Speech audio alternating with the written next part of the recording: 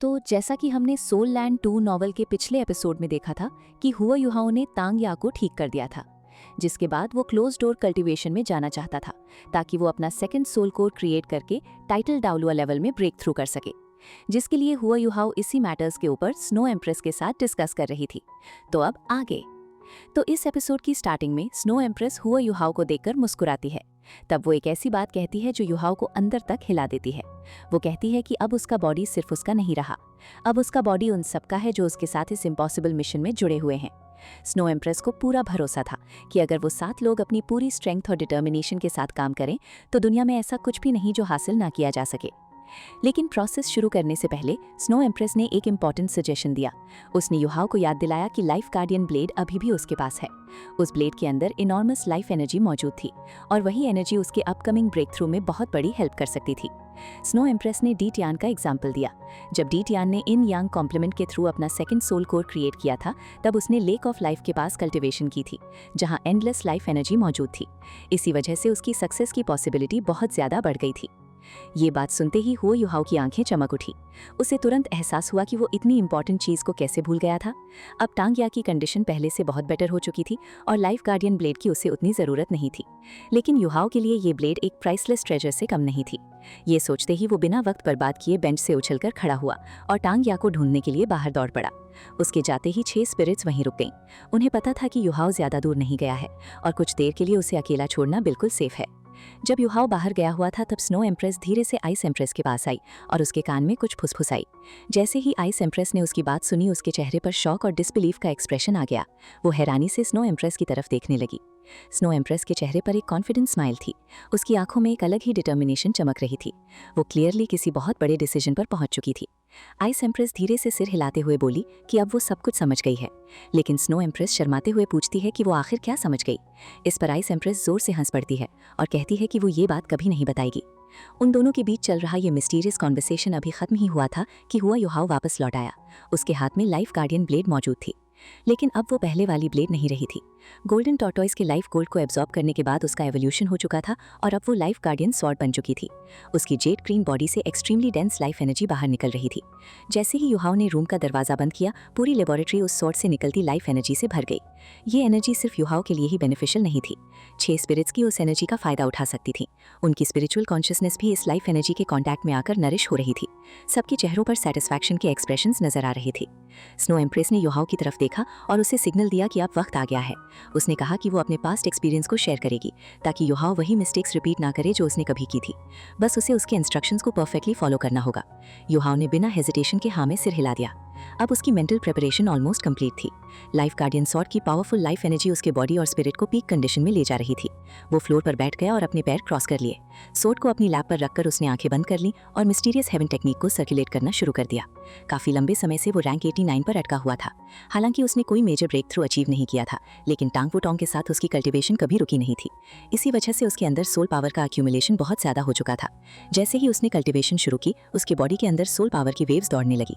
उसकी soul power बहुत dense और स्टेबल हो चुकी थी। हर सर्कुलेशन के साथ उसके मेरिडियंस पावरफुल एनर्जी से भरने लगे। एक कंप्लीट साइकिल के बाद उसकी सोल पावर ऑटोमेटिकली सर्कुलेट होने लगी। साथ ही उसकी स्पिरिचुअल पावर भी कंटिन्यूअसली रिचर और स्ट्रॉन्गर होती जा रही थी।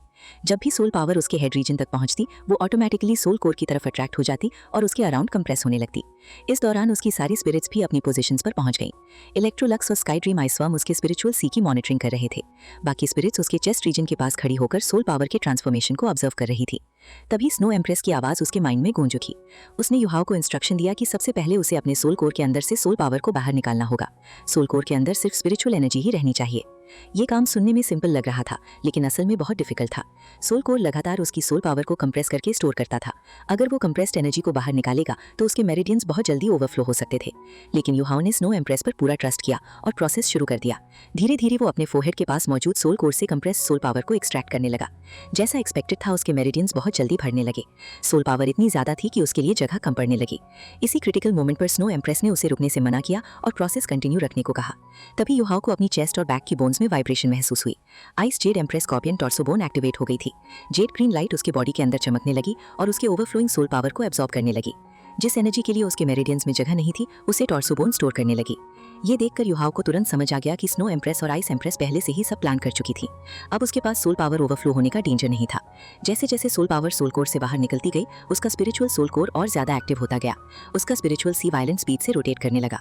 नॉर्मली सोल कोर रिलीज हुई स्पिरिचुअल एनर्जी के through heaven and earth origin energy को अट्रैक्ट करता है और उसे सोल पावर में कन्वर्ट करता है। इसी वजह से सोल कोर वाले कल्टिवेटर्स बिना मेडिटेशन के भी अपनी पावर रिकवर कर सकते हैं। लेकिन इस वक्त सिचुएशन बिल्कुल अलग थी। जैसे ही प्रोसेस शुरू हुआ, हुआ युहाओ की बॉडी के ऊपर एक हल्की व्हाइट लाइट की लेयर दिखाई देने लगी। ये कोई ऑर्डिनरी पावर नहीं थी, ये स्काई ड्रीम आइसवर्म की पावर थी। पूरी दुनिया में अगर किसी को हुआ युहाओ के बॉडी और उसकी कल्टीवेशन कंडीशन की सबसे गहरी अंडरस्टैंडिंग थी तो वो स्काई ड्रीम ही था। याद करो, जब हुआ युहाओ पहली बार स्काई ड्रीम आइसवर्म से मिला था, तभी से दोनों एक दूसरे के साथ जुड़े हुए थे। स्काई ड्रीम उसका पहला सोल रिंग बना था और उसने हुआ युहाओ को एक ऑर्डिनरी लड़के से पावर हाउस बनने तक का हर स्टेप देखा था। इसीलिए उसे पता था कि इस क्रिटिकल मोमेंट में एग्जैक्टली क्या करना है। स्नो एम्प्रेस के ऑर्डर देने से पहले ही स्काई ड्रीम ने एक्शन ले लिया। उसने हुआ युहाओ की स्पिरिचुअल पावर को कंट्रोल करते हुए उसके स्पिरिचुअल सोल कोर और हेवन अर्थ ओरिजिन एनर्जी के बीच के सारे कनेक्शंस को ब्लॉक कर दिया। इसका मतलब था कि बाहर की एनर्जी अब उसके सोल कोर के पास नहीं पहुंच सकती थी और ना ही नई सोल पावर में कन्वर्ट हो सकती थी। ये मूव बहुत इंपॉर्टेंट था। जैसे ही कनेक्शंस कट हुए, सोल कोर से निकलने वाली स्पिरिचुअल एनर्जी और भी ज्यादा पावरफुल हो गई। बाहर का रेजिस्टेंस अब उसके सर्कुलेशन को और तेज बना रहा था। लेकिन ये प्रोसेस जितना पावरफुल था उतना ही डेंजरस भी था। इसी वक्त मर्मेड प्रिंसेस लिया भी एक्शन में आ गई। उसने अपनी जेंटल स्पिरिचुअल पावर से सोल कोर को सराउंड कर लिया और उसकी रोटेशन स्पीड को धीरे धीरे कम करने लगी। अगर सोल कोर अनकंट्रोलेबल स्पीड से घूमता रहता तो पूरा एक्सपेरिमेंट फेल हो सकता था। दूसरी तरफ हुआ युहाओ भी अपनी पूरी स्ट्रेंथ लगा रहा था। वो अपने सोल कोर के अंदर स्टोर कंप्रेस्ड सोल पावर को बाहर निकालने की कोशिश कर रहा था। शुरू में सब कुछ स्मूथ चल रहा था, लेकिन जैसे ही उसने 70% से ज्यादा सोल पावर बाहर निकाल दी, सिचुएशन अचानक डेंजरस हो गई। सोल कोर ने बैकलैश करना शुरू कर दिया। उसके अंदर की टेरिफाइंग अट्रैक्टिव फोर्स इतनी पावरफुल थी कि स्काई ड्रीम के बनाए स्पिरिचुअल बैरियर तक हिलने लगे। लिया पूरी कोशिश कर रही थी, लेकिन वो उस अट्रैक्शन को सिर्फ थोड़ा सा ही सप्रेस कर पा रही थी। और ये नॉर्मल बात भी थी। आखिर सोल कोर कोई ऑर्डिनरी ऑब्जेक्ट नहीं था, ये एक सोल मास्टर की असली फाउंडेशन होती है। एक बार बन जाए तो उसे फोर्सफुली कंट्रोल करना बहुत मुश्किल होता है। लेकिन हुआ युहाओ ने गिव अप नहीं किया। उसका डिटर्मिनेशन हमेशा की तरह रॉक सॉलिड था। चाहे सोल कोर उसके खिलाफ स्ट्रगल कर रहा था, फिर भी वो कंटिन्यूअसली सोल पावर को एक्सट्रैक्ट करता रहा। उसने अपना फोकस एक सेकंड के लिए भी नहीं तोड़ा। इसी क्रिटिकल मोमेंट पर मर्मेड प्रिंसेस ने अपनी असली वैल्यू दिखाई। उसका पर्पस सिर्फ सोल कोर की स्पीड कम करना नहीं था, सबसे इंपॉर्टेंट काम था सोल कोर को स्टेबल रखना। अगर सोल कोर अनस्टेबल हो जाता तो एक्सप्लोजन का रिस्क पैदा हो सकता था, और अगर सोल कोर एक्सप्लोड करता तो हुआ युहाओ का कल्टिवेशन पाथ वहीं खत्म हो जाता। लिया ने अपनी एनर्जी कंटिन्यूअसली यूज करके सोल कोर को स्टेबलाइज रखा। इस वजह से हुआ युहाओ बिना डिस्ट्रैक्शन के अपनी सोल पावर को एक्सट्रैक्ट कर पा रहा था। साथ ही स्काई ड्रीम भी कंटिन्यूअसली काम कर रहा था। वो हुआ युहाओ की स्पिरिचुअल एनर्जी को बाहर की एनर्जी के कांटेक्ट में आने से रोक रहा था। हर स्पिरिट अपनी रिस्पॉन्सिबिलिटी निभा रही थी, किसी को भी रिलैक्स करने की इजाजत नहीं थी। मिनट दर मिनट प्रेशर बढ़ता जा रहा था। वो युहाओ को महसूस हो रहा था कि उसका स्पिरिचुअल सी वायलेंटली वाइब्रेट कर रहा है। उसका स्पिरिचुअल सी बार बार स्पिरिचुअल एनर्जी रिलीज करके एक्सट्रैक्ट हुई सोल पावर को रिफिल करने की कोशिश कर रहा था। लिया सोल कोर को स्टेबल रखती रही, स्काई ड्रीम बैरियर्स मेंटेन करता रहा, और बाकी अल्टीमेट आइस स्पिरिट्स भी पूरे प्रोसेस को ऑब्जर्व कर रही थी। इन सब के बीच आइस एम्प्रेस सबसे ज्यादा बिजी थी। वो ice jade empress scorpion torso bone का यूज करते हुए हुआ युहाओ की एक्सट्रैक्टेड सोल पावर को ऑब्जर्व कर रही थी। तब सबको इस डिवाइन टोर्सो बोन की असली कैपेबिलिटी समझ आई।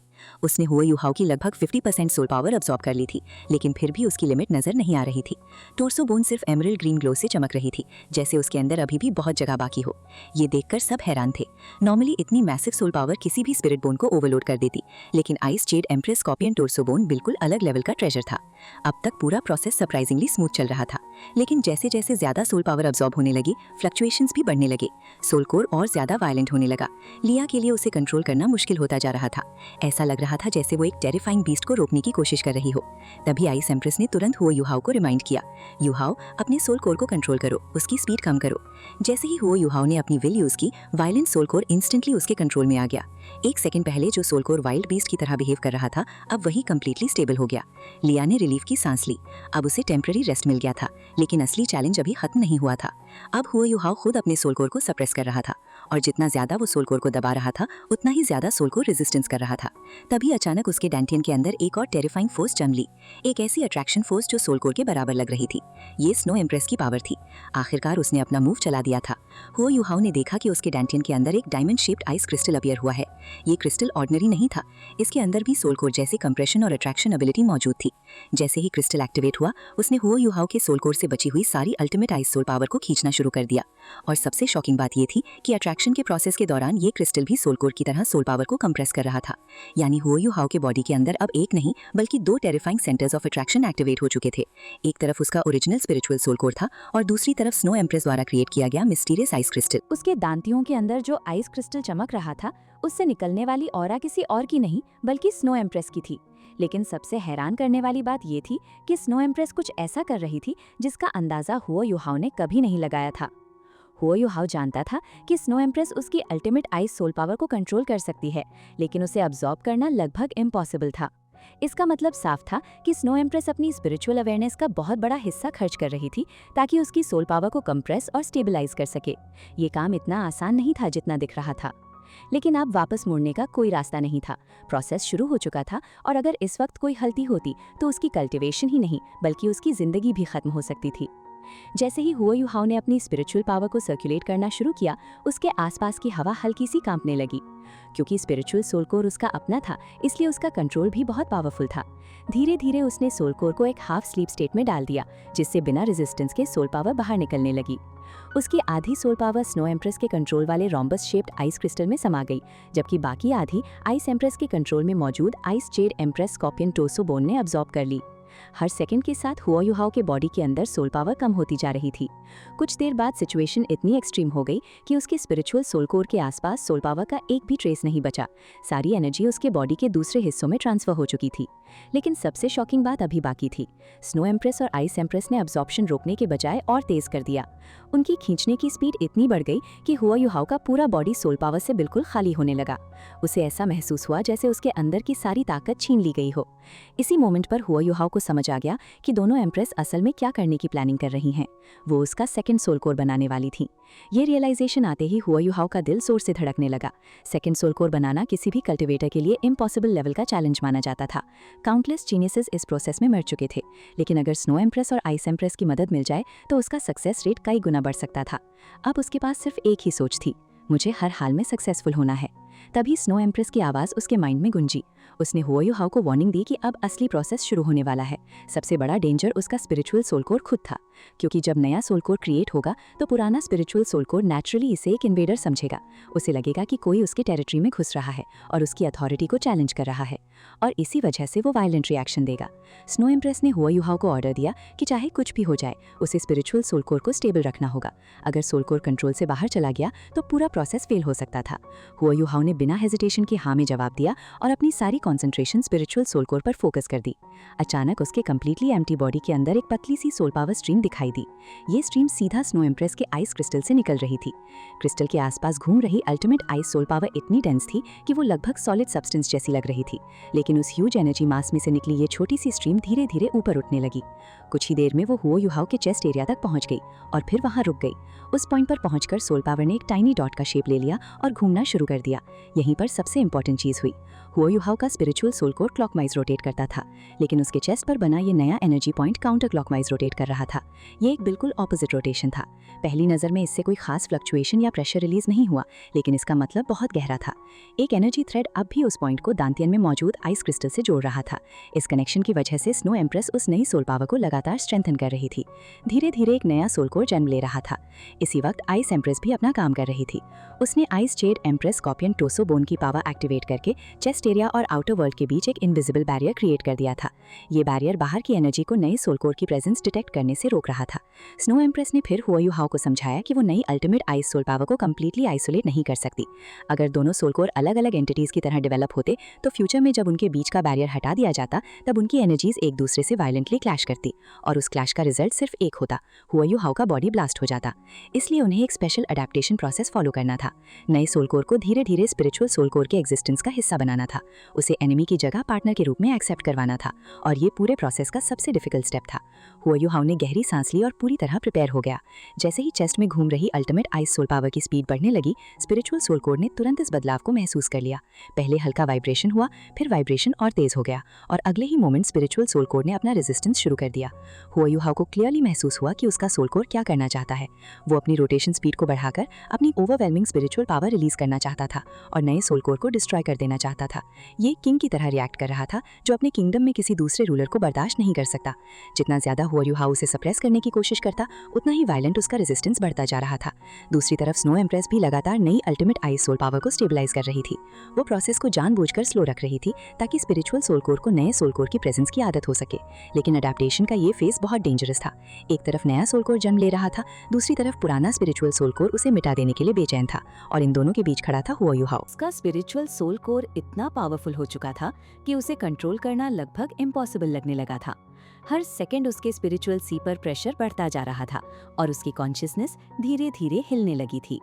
जब हुआ यू हाउ अपने सोल कोर को सप्रेस करने की पूरी कोशिश कर रहा था, तभी अचानक एक मीठी और मिस्टीरियस आवाज उसके कानों में गूंज उठी। ये ली या का गाना था।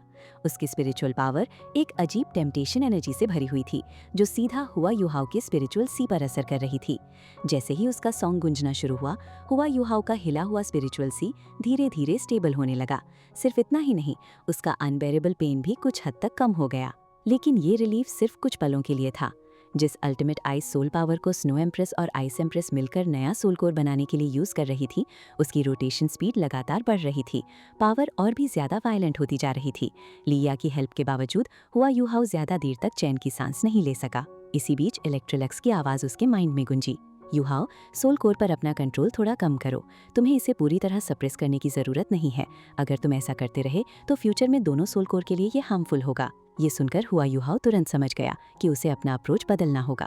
लेकिन जैसे ही उसने सोल कोर पर अपना प्रेशर कम किया, उसने महसूस किया कि सिचुएशन और भी डेंजरस हो गई है। आज़ादी मिलते ही स्पिरिचुअल सोल कोर एक जंगली बीस्ट की तरह फट पड़ा।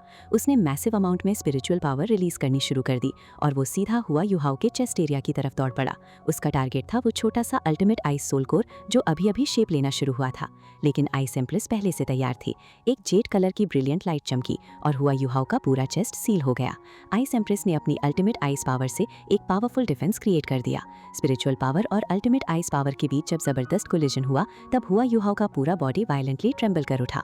उसे ऐसा लगा जैसे उसके बॉडी के अंदर ब्लड फ्लो उल्टा चलने लगा हो। ये सेंसेशन इतनी पेनफुल थी कि आम इंसान शायद एक सेकंड भी बर्दाश्त ना कर पाता। लेकिन असली प्रॉब्लम अभी शुरू हुई थी।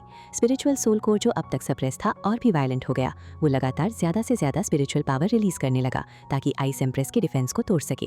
दूसरी तरफ आइस एम्प्रेस पूरी ताकत से नए सोल कोर को प्रोटेक्ट कर रही थी। अब हुआ यू हाउ को एक इम्पॉसिबल बैलेंस मेंटेन करना था।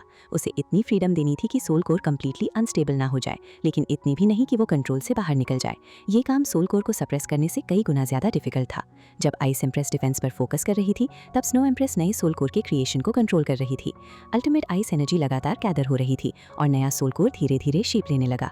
शुरू में जो सिर्फ चावल के दाने जितना था, वो जल्दी ही एक बीन के साइज तक पहुंच गया। लेकिन जितना ज्यादा सोल कोर ग्रो करता गया, उतना ही ज्यादा स्पिरिचुअल सोल कोर अग्रेसिव होता गया।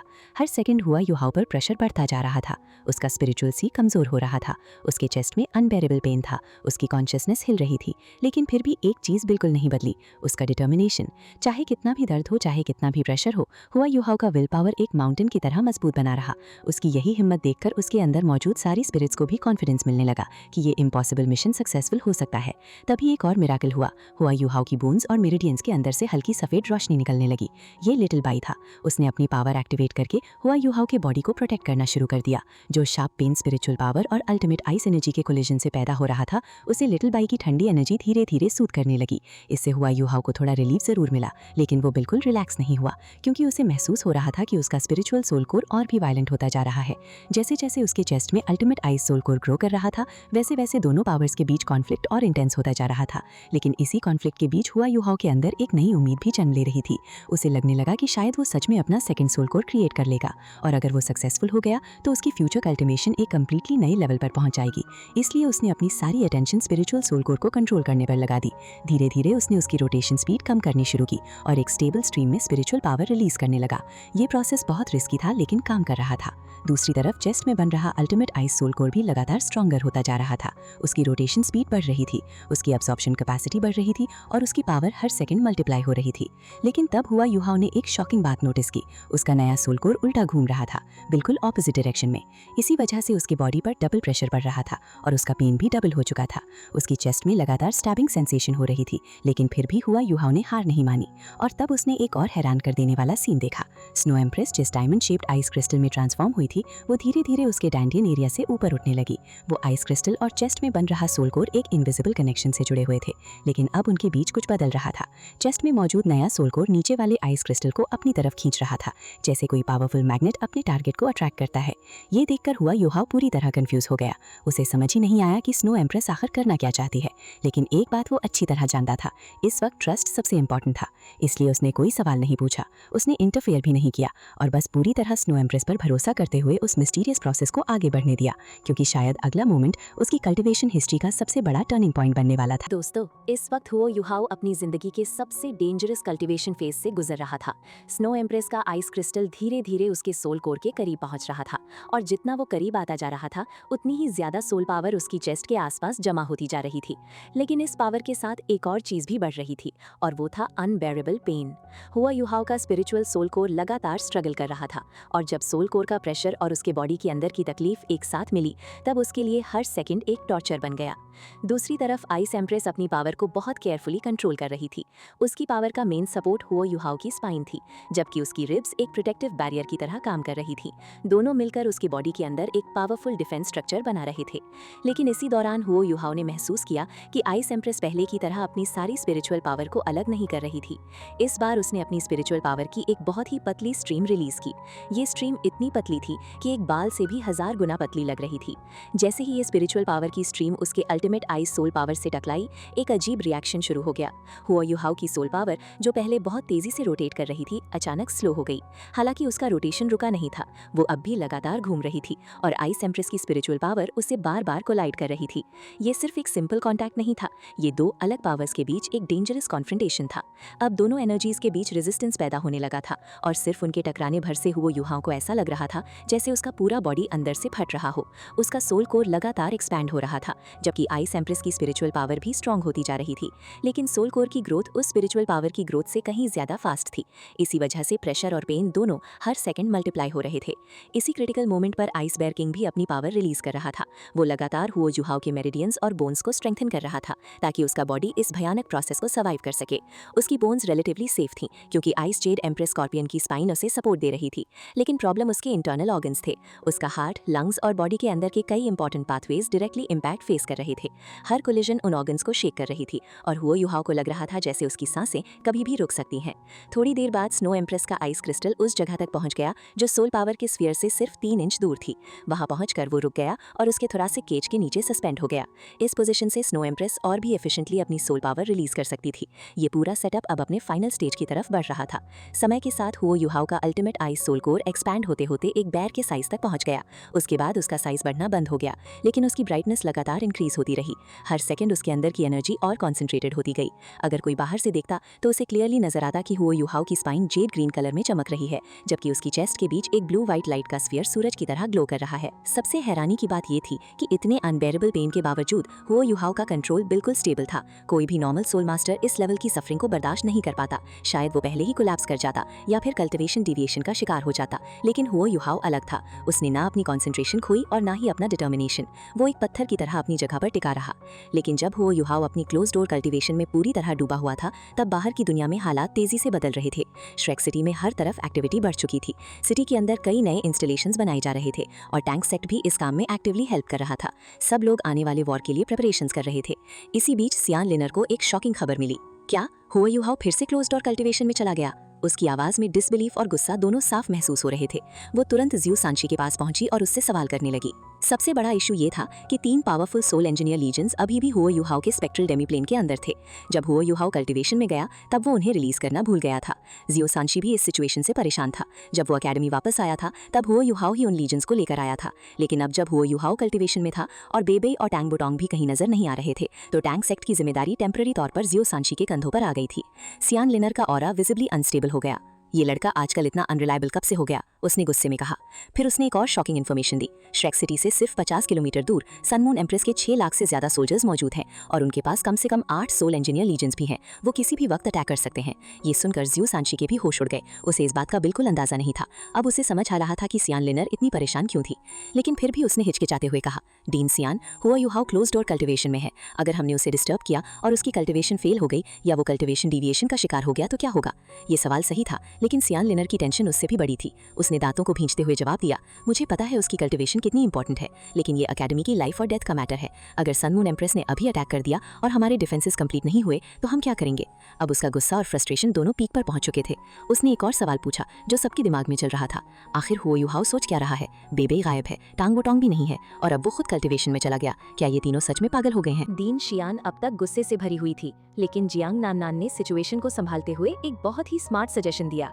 उसने दीन शियान से कहा कि बिना सोचे समझे प्रेशर बनाने का कोई फायदा नहीं है। सबसे पहले उन्हें हुओ युहाओ की एक्चुअल कंडीशन देख लेनी चाहिए। अगर उसे जगाया जा सकता है तो ठीक है, लेकिन अगर उसकी कल्टिवेशन एक क्रिटिकल स्टेज पर है तो उसे फोर्सफुली डिस्टर्ब करना सबके लिए डिजास्टर साबित हो सकता है। सबसे बड़ी प्रॉब्लम ये थी कि हुओ युहाओ ही वो इंसान था जो स्पेक्ट्रल डेमीप्लेन के कनेक्शन को कंट्रोल कर सकता था। अगर उसके साथ कुछ गलत हो गया तो तीनों सोल इंजीनियर लीजेंड्स को वापस लाना लगभग इम्पॉसिबल हो जाता। डीन शियान के पास भी इस बात का कोई जवाब नहीं था। आखिरकार उसने मजबूरी में जियांग नाननान की बात मान ली और तुरंत हुओ युहाओ को देखने चल पड़ी। आमतौर पर अगर कोई और उसके सामने ऐसी बात करता तो शायद वो उसकी बात सुनने के बजाय और ज्यादा गुस्सा हो जाती, लेकिन टांग सेक्ट के सामने उसका रवैया काफी अलग था। इसका एक बहुत बड़ा रीजन था, पिछले कुछ सालों में टांग सेक्ट ने श्रेक सिटी और श्रेक एकेडमी के लिए बहुत कुछ किया था। जब ग्रेट स्टार डो फॉरेस्ट से भयानक बीस्ट टाइड आई थी तब टांग सेक्ट के पावरफुल वेपन्स ने ही सिटी और एकेडमी को बचाने में बहुत बड़ा रोल प्ले किया था। इसी वजह से टांग सेक्ट की रेपुटेशन लगातार बढ़ रही थी और एकेडमी के सीनियर मेंबर्स भी उनकी रिस्पेक्ट करते थे। सिर्फ इतना ही नहीं, एक साल पहले हुओ युहाओ ने बहुत सारी प्रेशियस मेडिसिनल इंग्रेडिएंट्स का इस्तेमाल करके क्यून कुन फॉर्च्यून पिल बनाई थी। सबसे हैरानी की बात ये थी कि उसने बिना किसी स्वार्थ के एक पिल एकेडमी को भी दे दी थी। उसी पिल की वजह से एल्डर स्वान अपनी कल्टिवेशन में ब्रेक थ्रू कर पाए और अल्टीमेट डुलुओ के लेवल तक पहुंच गए। साथ ही यान शाओजे और शियान लिनर की फाउंडेशन भी बहुत मजबूत हो गई थी। दोनों के पास फ्यूचर में अल्टीमेट डुलुओ बनने की संभावना और ज्यादा बढ़ गई थी। ये एहसान एकेडमी कभी नहीं भूल सकती थी। इसी रिस्पेक्ट और ग्रेटिट्यूड की वजह से डीन शियान अपना गुस्सा दबाकर हुओ युहाओ को ढूंढने निकल पड़ी। शू सांशी और जियांग नाननान उसे सोल टूल हॉल की तरफ ले गए। दोनों को अच्छी तरह पता था कि हुओ युहाओ की लेबोरेटरी कहाँ मौजूद है। कुछ ही देर में तीनों अपनी डेस्टिनेशन के पास पहुंच गए, लेकिन लेबोरेटरी के करीब जाते ही उनका रास्ता एक आदमी ने रोक लिया। ये आदमी और कोई नहीं बल्कि हे काइटो था। हे काइटो ने तीनों को देखते ही हैरानी से पूछा कि वो लोग यहाँ क्या कर रहे हैं। उसने बताया कि हुओ युहाओ इस वक्त क्लोज डोर कल्टिवेशन में है और किसी को भी उससे डिस्टर्ब करने की परमिशन नहीं है। अगर कल्टिवेशन के बीच में उसका कंसंट्रेशन टूट गया तो उसके कॉन्सिक्वेंसेस बहुत डेंजरस हो सकते हैं। शू सांशी जोर से हंस पड़ा और उसने हे काइटो को पूरी सिचुएशन समझाई। उसने बताया कि हुओ युहाओ स्पेक्ट्रल डेमीप्लेन में 3 सोल इंजीनियर लीजेंड्स को छोड़कर उन्हें वापस लाना भूल गया है। इसी वजह से डीन शियान खुद उसे ढूंढते हुए यहाँ तक आई है। ये सुनते ही हे काइटो भी कुछ देर के लिए स्टन रह गया। उसने डीन शियान की चेहरे पर नजर डाली और फिर हल्का सा हंसकर बोला कि उसे भी एग्जैक्टली नहीं पता कि हुओ युहाओ की कल्टिवेशन किस स्टेज पर पहुंच चुकी है, लेकिन एक बात वो पक्का जानता था, हुओ युहाओ को डिस्टर्ब करना बिल्कुल सही नहीं होगा। इतना कहकर उसने लेबोरेटरी की डायरेक्शन में इशारा किया। डीन शियान ने अपनी आंखें सिकोड़ ली और धीरे से अपनी स्पिरिचुअल पावर रिलीज की। उसकी स्पिरिचुअल सेंस लेबोरेटरी की तरफ बढ़ने लगी। दूसरी तरफ शू सांशी और जियांग नाननान हे काइटो के पास खड़े रहे। बाहर से देखने पर लग रहा था कि वो बस चुपचाप सिचुएशन देख रहे थे, लेकिन असल में अगर डीन शियान फोर्सफुली लेबोरेटरी के अंदर घुसने की कोशिश करती तो दोनों उसे रोकने के लिए तैयार थे। ऐसे क्रिटिकल मोमेंट में उन्हें अपने जूनियर ब्रदर हुओ युहाओ का साथ देना ही था। लेकिन कुछ ही सेकंड्स बाद एक ऐसी चीज हुई जिसकी किसी ने कल्पना भी नहीं की थी। डीन शियान का एक्सप्रेशन अचानक बदल गया। उसने तुरंत एक कदम पीछे लिया। लेबोरेटरी बहुत अच्छी तरह सील की गई थी। थिक मेटल वॉल्स अंदर की ज्यादातर ऑरा फ्लक्चुएशंस को ब्लॉक कर रही थी। इसके बावजूद डीन शियान जैसे पावर हाउस के लिए अंदर की एनर्जी का कुछ हिस्सा महसूस कर पाना मुश्किल नहीं था, और जो उसने महसूस किया उसने उसे हिलाकर रख दिया। अंदर की ऑरा बहुत ही केओटिक थी। एनर्जी फ्लक्चुएशंस इतनी अनस्टेबल और वायलेंट थी कि ऐसा लग रहा था जैसे किसी के बॉडी के अंदर कई अलग अलग फोर्सेस एक दूसरे से टकरा रही हों। डीन शियान के चेहरे पर टेंशन साफ नजर आने लगी। उसने घबराकर कहा कि अंदर की एनर्जी इतनी डिसऑर्डरली क्यों है? क्या हुआ युहाओ कल्टिवेशन के दौरान की डेविएशन का शिकार हो गया है? क्या वो कल्टिवेशन मैडनेस में चला गया है? ये शब्द सुनते ही हे काइटो, शू सांशी और जियांग नाननान के चेहरे भी सफेद पड़ गए। कल्टिवेशन मैडनेस किसी भी कल्टिवेटर के लिए नाइटमेयर होती है। अगर कोई कल्टिवेटर इस स्टेट में चला जाए तो उसका माइंड डिस्ट्रॉय हो सकता है, कल्टिवेशन कोलैप्स कर सकती है और कभी-कभी उसकी जान तक जा सकती है। शू सांशी ने तुरंत बेचैन होकर पूछा कि क्या डीन शियान को इस बात का पूरा यकीन है? लेकिन डीन शियान ने जवाब नहीं दिया। वो चुपचाप अपनी स्पिरिचुअल सेंस से लेबोरेटरी के अंदर की सिचुएशन को और गहराई से ऑब्जर्व करने लगी। जैसे जैसे वक्त गुजरता गया उसके एक्सप्रेशन सेशन में नए नए चेंजेस आते गए। पहले कंफ्यूजन, फिर शॉक और उसके बाद डिसबिलीफ। आखिर कुछ देर बाद उसकी आंखें अचानक खुल गईं, जैसे उसने कोई बहुत बड़ा सीक्रेट समझ लिया हो। उसने गहरी सांस लेकर कहा कि अब उसे समझ आ गया है कि हुओ युहाओ क्या कर रहा है। वो कल्टीवेशन मैडनेस में नहीं गया है, वो अपना सेकंड सोल कोर क्रिएट करने की कोशिश कर रहा है। ये सुनते ही तीनों लोगों के दिल जोर से धड़क उठे। सेकंड सोल कोर, ये वो रियल्म था जिसके बारे में आम कल्टीवेटर्स सोच भी नहीं सकते थे। डीन शियान ने तुरंत समझा दिया कि अंदर की क्योटिक ऑरा इसी वजह से है। जब कोई cultivator second soul core create करने की कोशिश करता है तो उसकी बॉडी के अंदर की एनर्जी कंप्लीटली अनस्टेबल हो जाती है। इसीलिए लेबोरेटरी से इतनी टेरिफाइंग फ्लक्चुएशंस बाहर आ रही हैं। लेकिन एक बात उसे समझ नहीं आ रही थी। जब एल्डर सुआन ने अपना ब्रेक थ्रू किया था तब उसकी ऑरा इस तरह नहीं थी, तो फिर हुओ युहाओ का ब्रेक थ्रू इतना अलग क्यों लग रहा था? क्या वो कोई कंप्लीटली डिफरेंट मेथड यूज कर रहा था, या फिर वो किसी ऐसे पाथ पर चल रहा था जहां पहले कभी कोई कल्टीवेटर नहीं गया? ये सवाल अब डीन शियान के दिमाग में घूमने लगे थे और उसे बिल्कुल अंदाजा नहीं था कि लेबोरेटरी के अंदर बैठा हुओ युहाओ इस वक्त एक ऐसा मिरेकल क्रिएट कर रहा था जो डुलुओ कॉन्टिनेंट की कल्टीवेशन हिस्ट्री को हमेशा के लिए बदलने वाला था। तो दोस्तों, जाने से पहले वीडियो को लाइक, शेयर, कमेंट्स और साथ ही चैनल को सब्सक्राइब भी कर दीजिएगा। तो चलिए मिलते हैं सोल लैंड 2 नॉवल के पार्ट 169 के साथ। तब तक के लिए बाय बाय, टेक केयर।